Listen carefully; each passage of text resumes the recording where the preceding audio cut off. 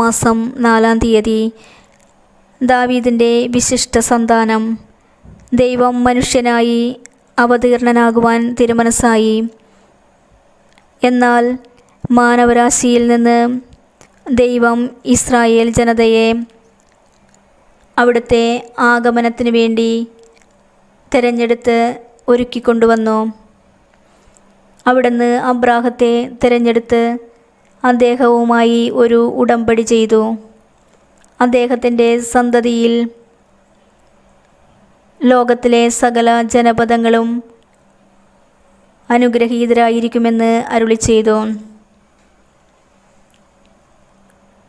അബ്രാഹത്തിൻ്റെ സന്താന പരമ്പരയിൽ നിന്നും ദൈവം യാക്കോബിനെ സവിശേഷമായി തിരഞ്ഞെടുക്കുന്നു. അദ്ദേഹത്തെ അനുഗ്രഹിക്കുകയും ഇസ്രായേൽ എന്ന് അഭിസംബോധന ചെയ്യുകയും ചെയ്തു.